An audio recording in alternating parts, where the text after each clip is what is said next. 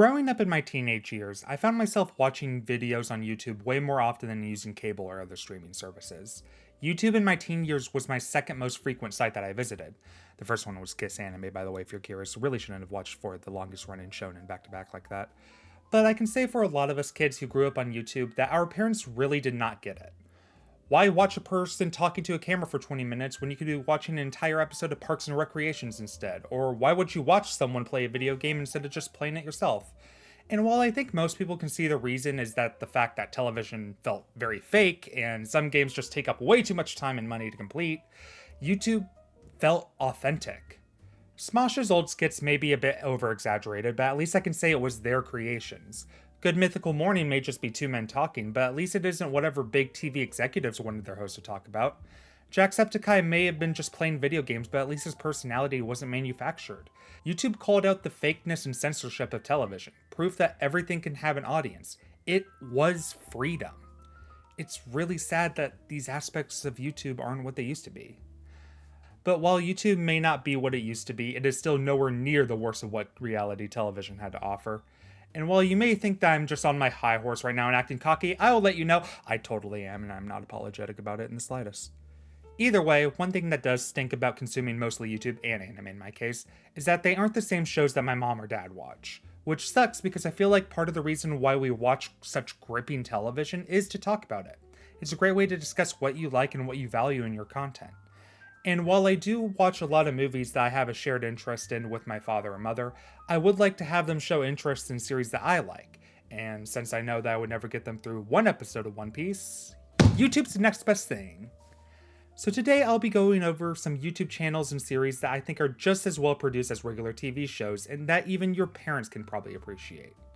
Just as an addendum to before we start, I will only be talking about channels that are produced by independent channels and are free to watch. So while yes, you can watch Kitchen Nightmares for free on YouTube, that isn't a YouTube show. That being said, I am not focusing on any YouTube original series as I feel like that is too much of a cop-out for this list. Also, YouTube series that are continued on paid streaming services such as Dropout's Game Changer will not be considered for this list as well. But it's still a good show and you should definitely check it out. Anyways, let's get started with my first pick. My secret is the child of the demon is inside you!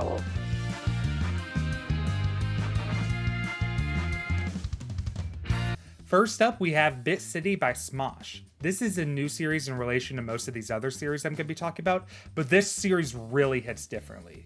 Bit City is very similar to Saturday Night Live, but it is SNL if you let your cast have the freedom of creating and improvising their own characters. Like for instance in their third episode, they had two of their cast members dress up as Bo Peep and Woody from Toy Story and talk about their failing relationship. Ain't no way SNL is going to do something wacky like that.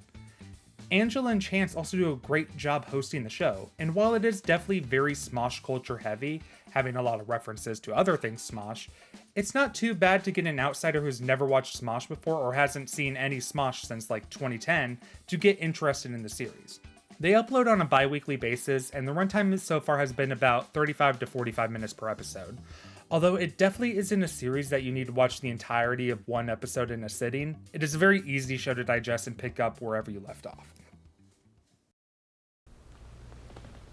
Did you know this was here?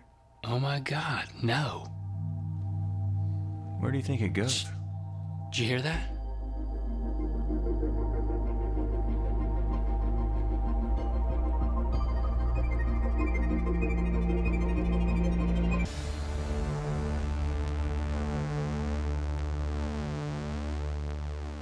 Next is Rhett and Link's Wonderhole. While I think Good Mythical Morning is definitely something that I should have considered for this list, I wanted to highlight Rhett and Link's most recent series that is genuinely way too well written for a 6-episode miniseries on YouTube. You are introduced to the series as it's going to be Rhett and Link trying expensive things, only for halfway through the episode it completely changes course. Every episode afterwards is one showing the bonds of friendship and the troubles that go along with it, even for a friendship that has lasted 40 years. Many episodes make you feel emotions that you really thought these two YouTube morning show hosts couldn't make you feel. And for the final episode, it puts everything that you have watched into an entirely new light in retrospective at the end. Rhett and Link's Wonderhole is a very self-contained, well-written marvel that is not often seen in the YouTube sphere. Definitely worth a watch, even if you have never seen a single episode of Good Mythical Morning. Now, we have focused on YouTube shows so far that were started by the old legends of YouTube. So let's take a turn here and actually get away from America. Let's head over to Japan, a country rich with culture, amazing food, and a British man talking about having lived there for the last 10 years. Let's journey across Japan. Nonstop North Edition.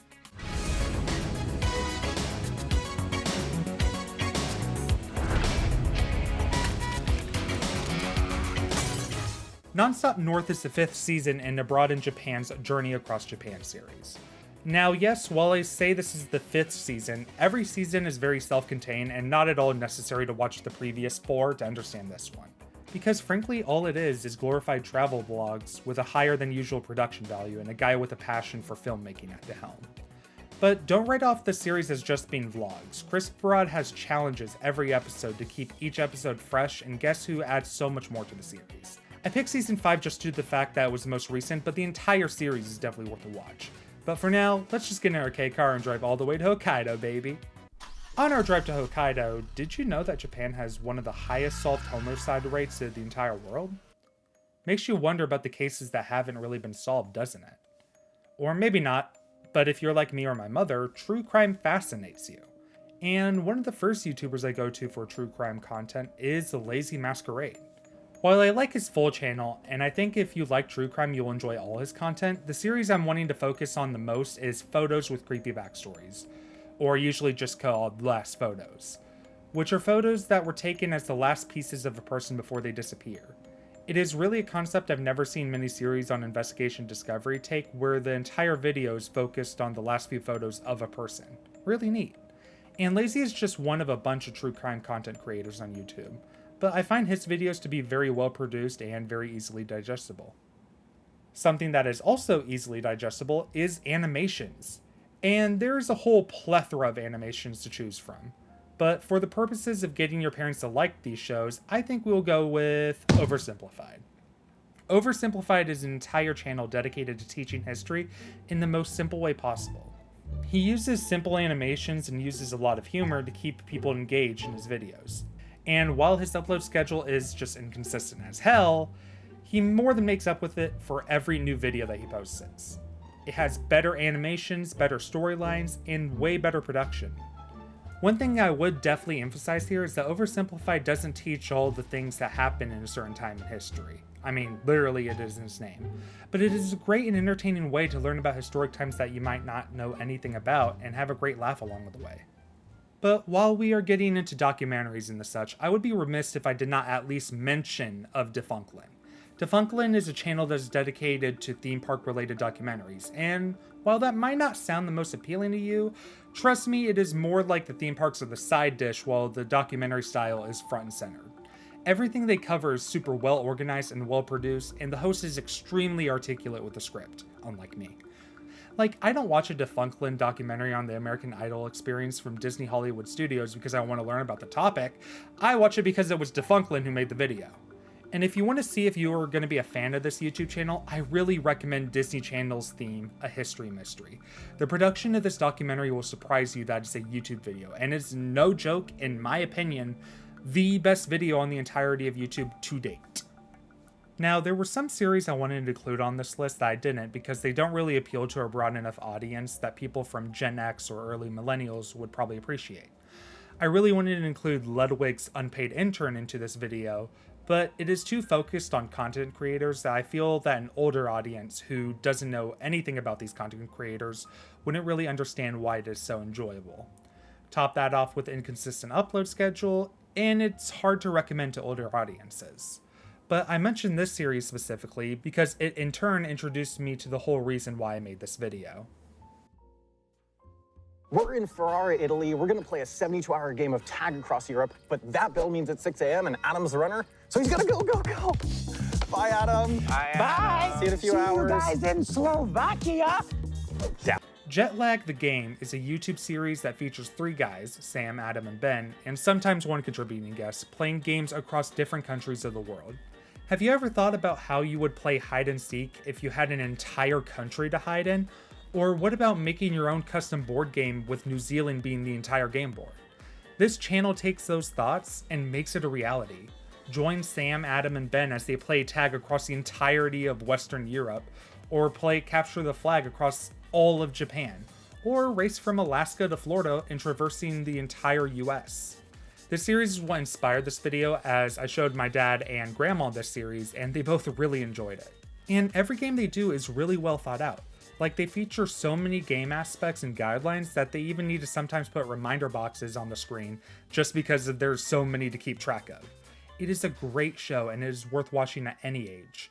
Well, 13 and above, they tend to swear a lot. By the way, Team Ben for the win. Team Ben, do not despair. I am about to recover this run.